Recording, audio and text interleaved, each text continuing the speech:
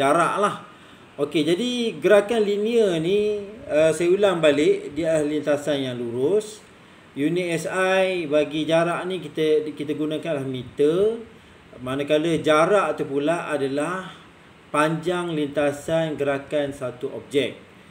Okey, manakala sesaran, dia ada beza, satu jarak, satu sesaran. Okey, sesaran ialah jarak lintasan terpendek yang menyambungkan dua lokasi dalam satu arah tertentu.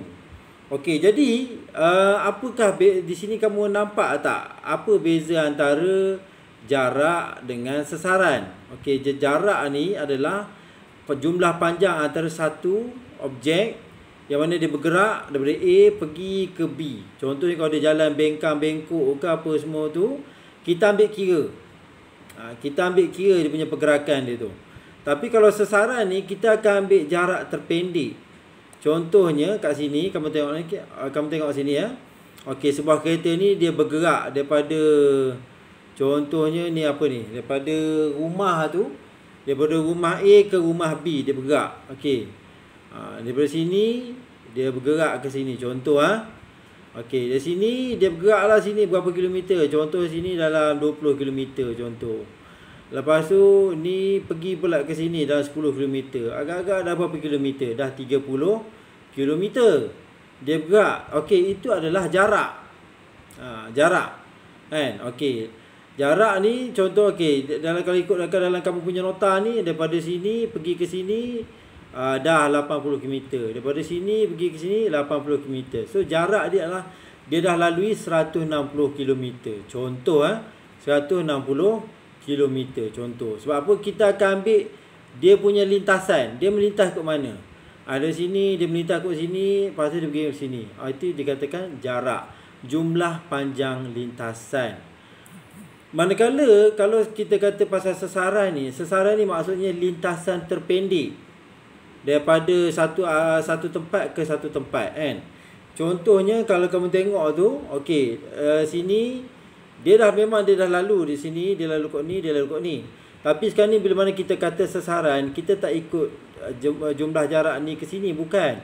Kita akan ambil jarak terpendek. Yang ni nak pergi ke sini, kita ada satu garisan ke sini kan. Okey, jadi yang ni lah paling pendek, betul tak? Kan? Jadi kita akan ambil sesaran dia yang paling pendek ni, okey, 113 meter. Dari arah mana? Arah barat laut. Jadi sesaran ni dia kena ada arah. Dia kena ada arah sekali. Kan? Kalau jarak dia perlukan dia ada arah, jarak tidak ada arah. Jarak ni kamu nyatakan berapa dia punya jumlah lintasan, panjang lintasan. 160 km, 160 meter. Kalau sesaran ni, kalau kamu nak kata dia punya, nak beritahu, okey, sesarannya adalah 113 meter dari arah mana? Kan? Arah barat laut, contoh. Okey. Kalau kita pergi pula kepada laju. Laju ni pula ditakrifkan sebagai kadar perubahan jarak. Okey, laju purata ialah kadar perubahan jumlah jarak yang dilalui. Contoh, okey, jadi kita nak kira laju ni. Kalau kita nak kira laju, dia punya rumus ialah jarak dibahagikan dengan masa. Contohnya, kamu punya rumah kamu daripada Lagunan Biru tu, nak pergi ke tempat kamu nak beli makanan, kedai mamak, 5 meter contoh, 5 meter. Okey, kamu ambil masa 10 minit untuk habis, untuk 10 saat lah untuk berjalan. Contoh 10 saat. Jadi berapakah kelajuan kan? Yang telah kamu ambil. Jadi 10 meter bahagikan dengan 5 meter bahagikan dengan 10 saat kan. Jarak tadi 5 meter, masa yang kamu nak ambil adalah 10 saat contohnya. 5 bahagi 10, maka kamu dapatlah dia punya laju dia. So laju ni ialah jarak dibahagikan dengan masa. Okey, laju purata, jumlah jarak keseluruhan berapa? Jumlah jarak keseluruhan berapa dibahagikan dengan masa keseluruhan kan? Maka kamu akan dapatlah kamu akan dapatlah laju purata. Okey, dapat tak setakat ni? Faham tak? Faham tak setakat ni? Okey, laju. Okey, ni contohnya kalau saya tanya pada kamu, kamu telah melalui A pergi ke B pergi ke C. Contoh saya kata kamu, okey, berapa laju kamu pergi A pergi ke B. So kamu hanya kira A pergi dari A ke B sahaja. Kan? Okey, kalau saya nak kamu kata purata keseluruhan A pergi ke C, jadi kamu kena kira jumlah jarak daripada A pergi ke B pergi ke C, keseluruhan, kesemuanya. Itu dikatakan purata. Kalau ada kalanya saya tak minta purata, saya akan minta okey, jarak A ke B sahaja. Contoh. Jadi kamu kena kira jarak A ke B sajalah, masa A pergi ke B sahajalah. Okey, kalau kamu tu sebenarnya kamu bergerak A pergi ke B pergi ke C. So kamu kena ambil keseluruhan jarak untuk mendapatkan laju purata. Okey, boleh faham situ? Okey, kita pergi kepada contoh pengiraan laju ni Contoh pengiraan laju. Okey.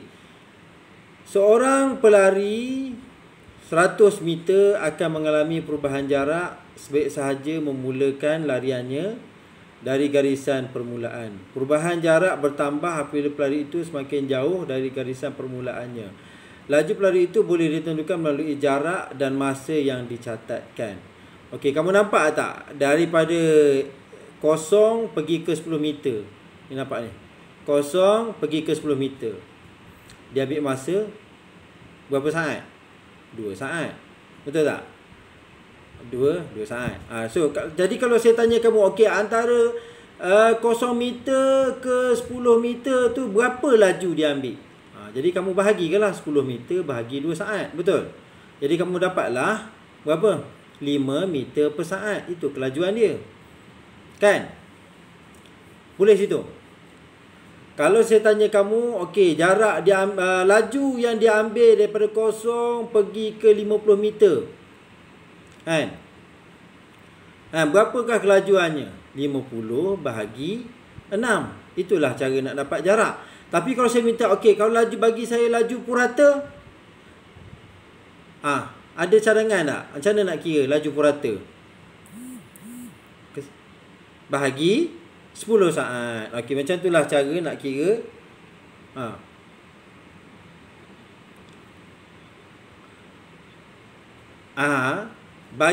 Okey, kamu kena bagi dia 2 titik perpuluhan yang bererti lah. Kan? Bawah tu ada 8.33. Okey, faham tak situ macam dia nak dapatkan pengiraan laju? Boleh dia dah bagi contoh bawah ni. Kan? Ada lagi ke nak masuk? Tak ada lah. Okey. Soalan dia tadi, okey, kamu tengok lari pelaju pada kedudukan A. Jadi laju bersama dengan jarak bahagikan masa. Okey, jadi ditulis sini 10 meter bahagikan dengan 2 saat. Kamu akan dapat 5 meter per saat. Okey, ini adalah unit untuk laju. Meter per saat. Boleh? Yang laju ni bersamaan dengan jarak. Jarak dia dalam bentuk meter bahagikan dengan saat, bahagikan dengan masa. Masa unit dia saat. Jadi meter per saat. Jadi kamu kena tulislah meter per saat. Meter S negatif 1. S negatif 1 ni maksud dia per. Kalau saya kata meter per saat ni bersamaanlah dengan meter S negatif 1. Sama. Okey. Itu tadi pengiraan untuk laju. Sekarang ni ada kamu punya yang baru, iaitu apa dia? Halaju. Ini yang saya takut kamu keliru. Tapi tak apa, kita pergi satu persatu. Okey, halaju ni ditakrifkan sebagai kadar perubahan sesaran. Tadi kamu tengok laju.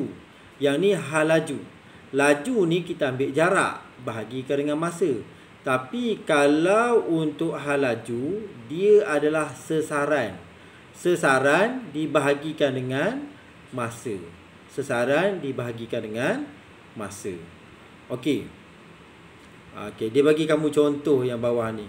Kosong pergi ke A ni 2 saat 4 meter. A pergi ke B 2 saat 8 meter. Okey, dan seterusnya lah. Okey. Kita tengok contoh soalan dia.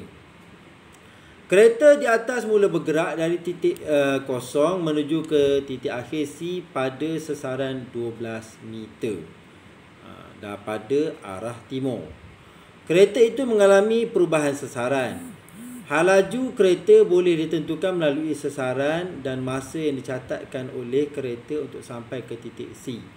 Okey, berikut menunjukkan contoh pengiraan hal laju pada kereta itu. Jadi, yang diguna sini adalah sesaran. Sesaran dibahagikan dengan masa, maka kamu akan dapat kat situ 4 bahagi 2, 2 meter per second, sama sahaja 2 meter per saat ke arah timur. Dia ada perkataan ke arah tu, ke arah, dari arah mana, kan? Maksudnya kereta tu mengarah ke mana? Mengarah ke timur. Maksudnya dia, kereta tu menuju 2 meter per saat ke arah timur. Jadi beza antara jarak dengan sesaran ni, sesaran dia kena ada perkataan ke arah. Ke arah mana? Dia kena ada arah. Selain daripada itu, kan saya dah cakap pada kamu, beza antara sesaran dengan laju dengan sesaran dengan jarak ni adalah, kita tengok balik. Ni ya. Okey, jarak ni kalau kita ambil dia punya panjang lintasan ni. Antara ni dia lalu jalan ni dengan sini. Kalau sesaran dia kena jarak terdekat. Jarak terdekat dia kena ambil dan dia kena ada arah. Itu beza antara jarak dengan sesaran. Begitulah juga beza antara laju dengan halaju. Halaju kamu kena tunjukkan dia punya arah sekali. Itu halaju. Boleh setakat ni? Boleh setakat ni? Ya, formula dia hampir sama. Dia punya unit pun hampir sama. Tapi untuk pengetahuan kamu, yang bezanya adalah sini adalah jarak dan sesaran. Kamu kena tahu beza dulu antara jarak dengan sesaran. Setakat ni macam mana? Boleh beza tak antara jarak dengan sesaran? Yang lain-lain macam mana? Boleh tak? Dengar. Sesaran macam mana? Sesaran ni jarak terpendek. Jarak terpendek. Kamu tengok balik dekat nota ni. Tengok nota. Nampak nota? Nampak nota ni? Nota. Okey. Jarak terpendek. Itu sesaran. Kalau jarak, saya kata jarak sahaja, kan? Dia antara, okey, kan ni kereta ni bergerak daripada A nak pergi ke B ni, kan? Daripada rumah ni nak pergi ke rumah ni. Dia kena lalu ni, lalu ke depan dulu, kan? Lepas tu lalu selekoh ni, baru sampai ke tempat ni. Itu dikatakan jarak. Jumlah lintasan kereta tersebut. Berapa banyak? Okey, itu jarak. Kalau sesaran daripada point ni pergi ke point ni, berapa jarak terpendek dia? Daripada rumah ni pergi ke rumah kedua ni, berapakah jarak terpendek dia? Itu bezanya jarak dengan sesaran. Dan sesaran kamu kena ada arah. Arah mana? Arah barat, arah timur, arah selatan. Itu kamu kena nyatakan sekali. Boleh? Boleh, ya? Okey, siap. Apa dia?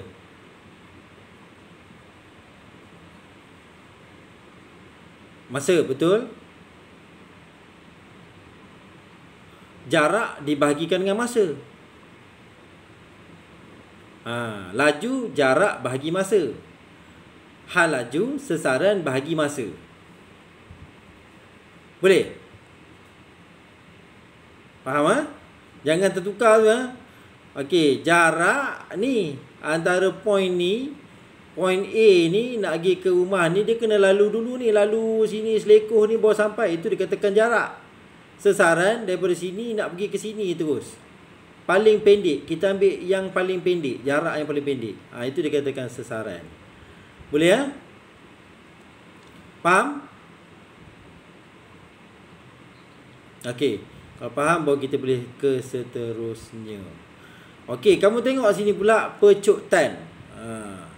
Pecutan ni adalah pecutan sesuatu jasad atau objek yang mengalami perubahan halaju. Dikatakan mempunyai pecutan. Okey, jadi contohnya kamu bergerak. Kamu bergerak daripada 20 meter per second, 20 meter per second. Lepas tu kamu mengubah kelajuan kamu, kan? Hal laju tu kamu ubahkan daripada 20 meter per saat kepada 50 meter per saat. Saya tanya kamu, berapakah perubahan tersebut? Berapa saya ubah tu?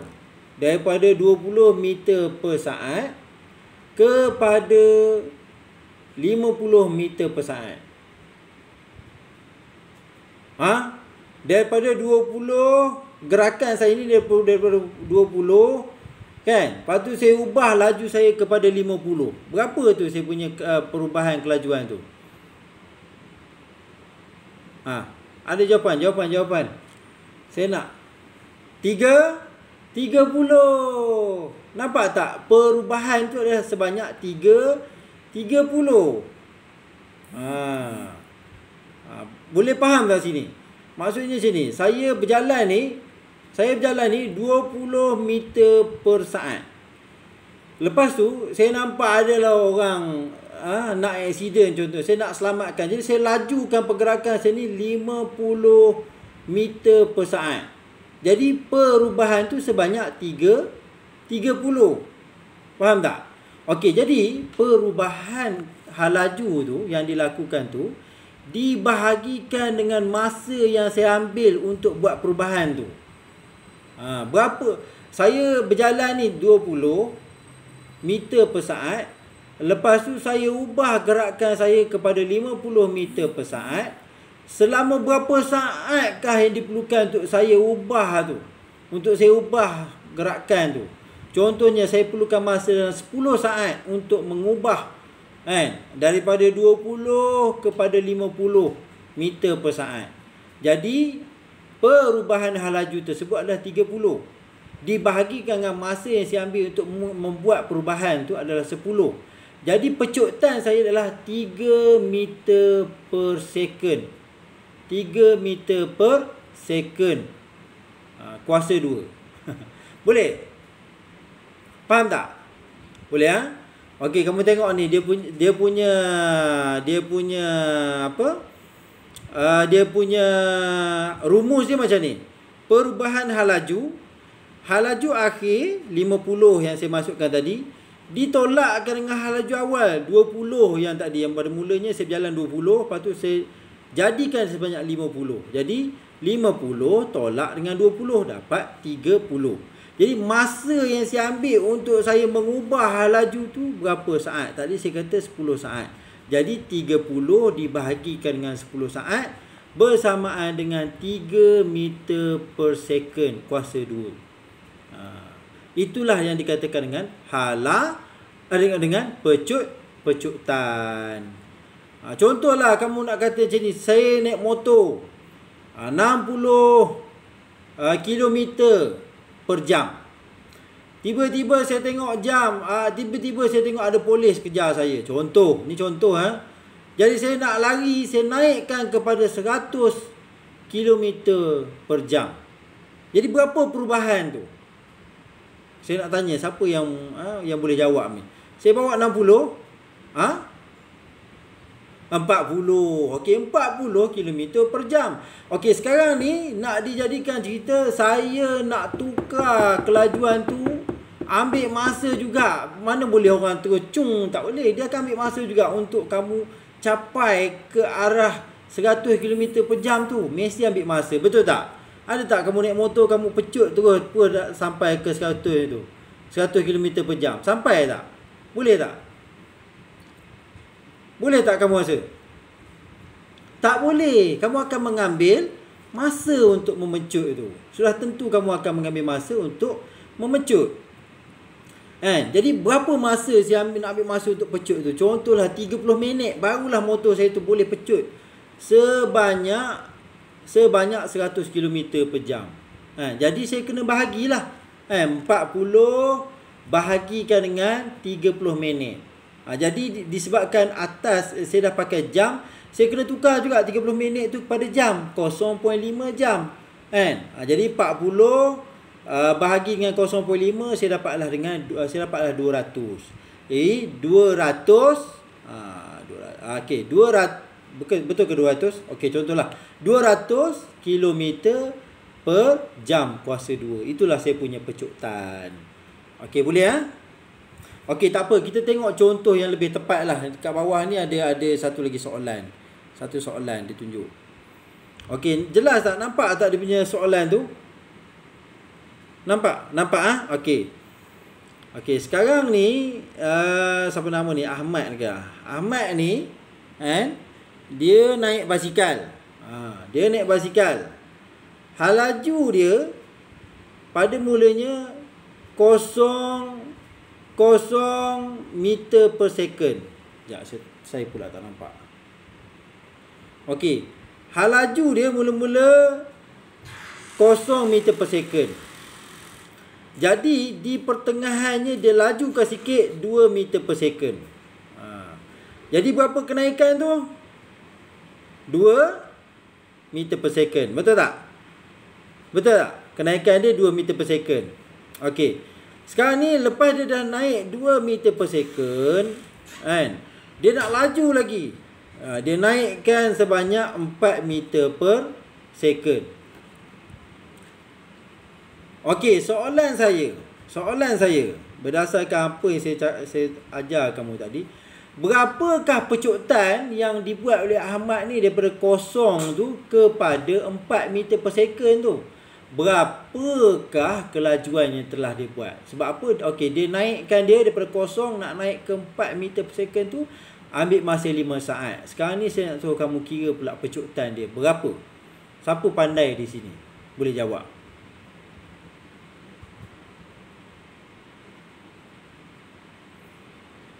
4 tolak 0, betul. Bahagikan dengan 5. Okey, pandai.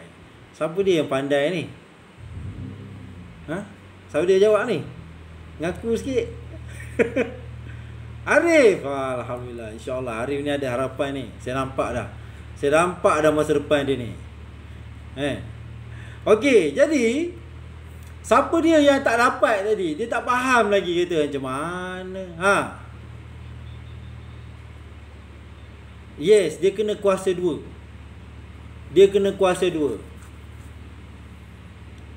Kuasa 1. Dia kena ada kuasa 1 tu.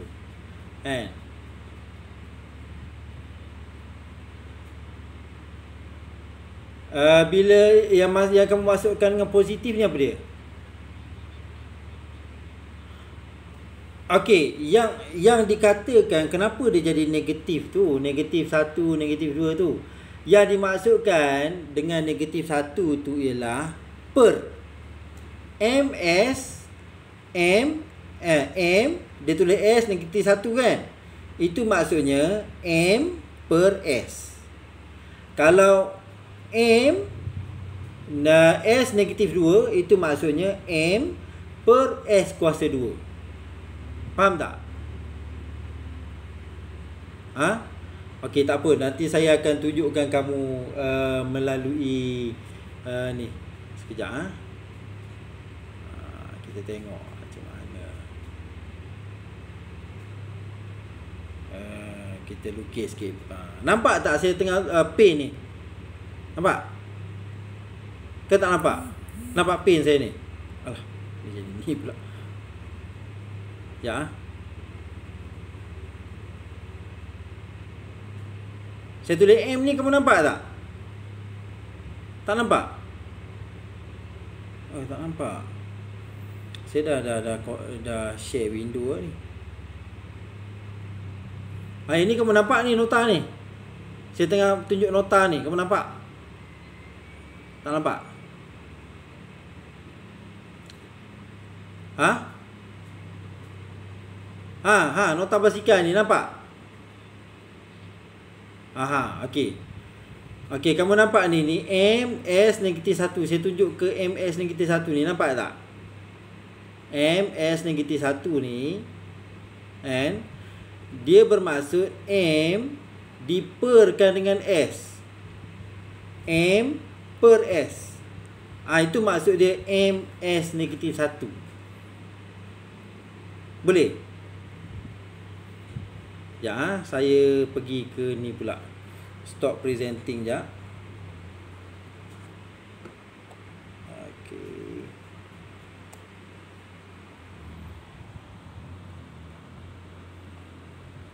Sekejap.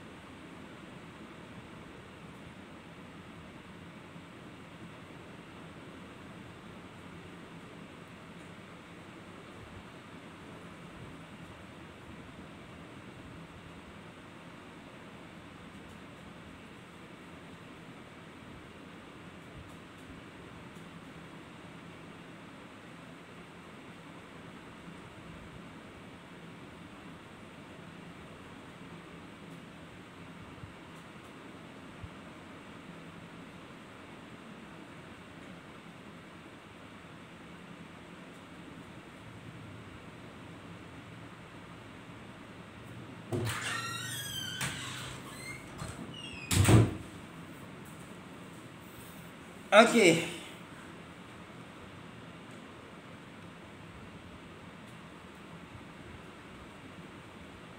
Okey, masih lagi bersama saya ke? Okey, masih Okey, saya tunjuk gambar ni M S negatif 1 tu samalah juga M per S ni. Nampak tak? Nampak? Jadi MS negatif 1 tu samalah juga dengan M per S. Faham? Okey. Kenapa kamu mungkin tertanya saya, cikgu, kenapa boleh jadi M per S?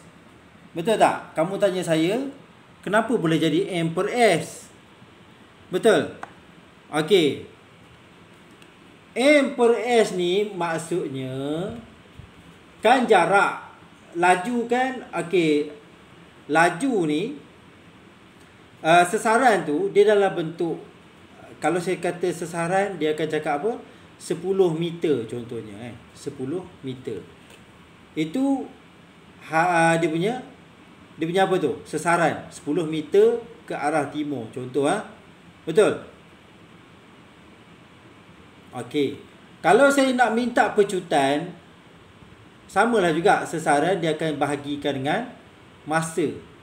Betul tak? Kalau saya kata, okey, saya tanya kamu contohnya hal laju hal laju bersamaan apa dia? Sesaran bahagi masa, betul tak? Sesaran bahagi masa. Okey, jadi contohnya sesaran dia 10 meter, berapa saat yang dia ambil? 2 saat. Betul tak? 10 meter dengan perkan dengan 2 saat. Betul tak? Kamu nampak tak tu? Jadi 10 bagi 2 berapa? 5.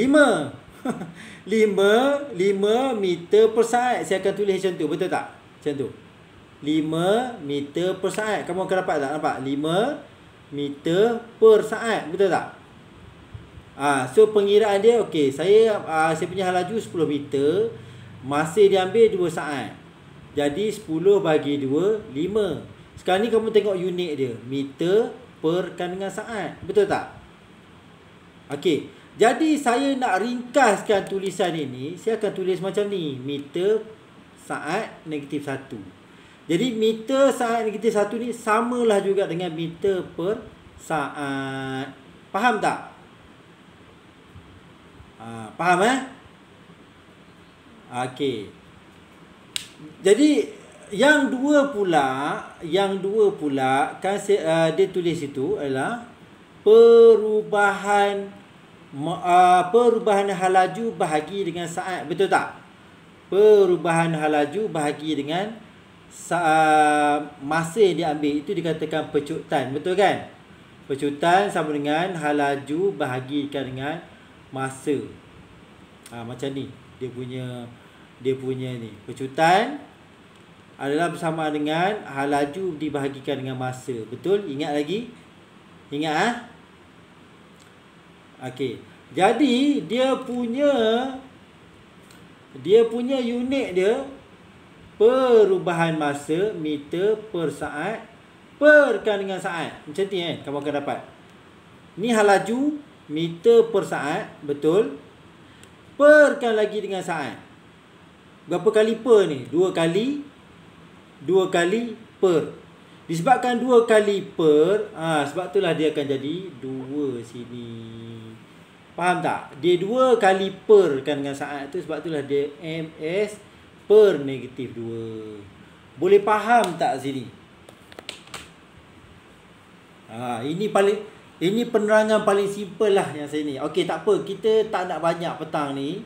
Supaya apa kamu tak lagi pening kepala, kita akan bagi kamu soalan je nanti, supaya kamu ni lebih memahami lah. Okey. Dah tiba waktunya.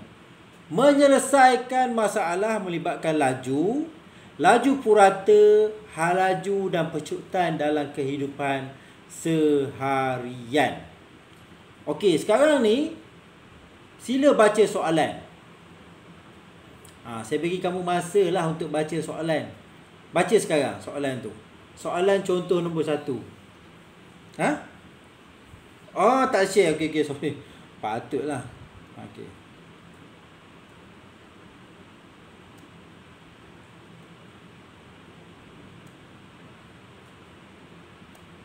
Okey, dapat soalan tu. Menyelesaikan masalah melibatkan laju purata, hal laju dan pecutan dalam kehidupan seharian. Okey, sila baca contoh 1. Seorang murid telah menyertai acara larian 100 meter. Okey, maksudnya jarak dia diambil tu 100 meter. Dia telah mencatatkan masa 12.58 saat dalam acara tersebut. Okey. Berapakah laju purata hariannya? Berapakah laju purata hariannya? Maksudnya berapa kena darab berapa? Berapa kena bahagi berapa? Siapa boleh jawab sini?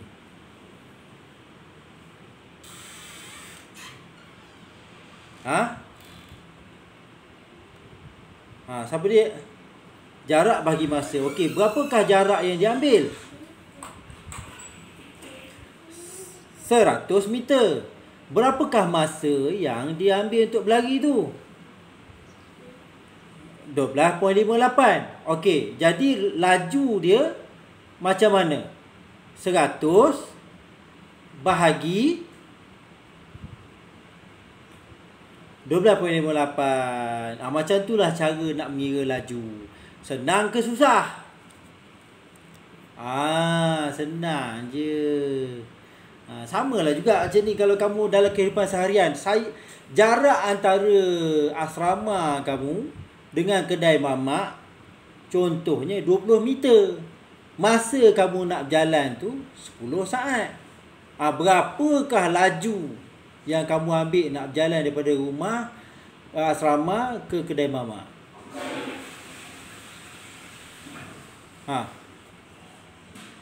Ada jawapan? Ada siapa boleh bagi jawapan?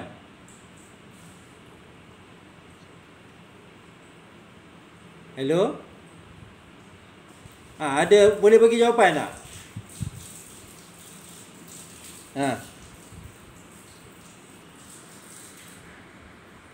Okey, soalan saya macam ni.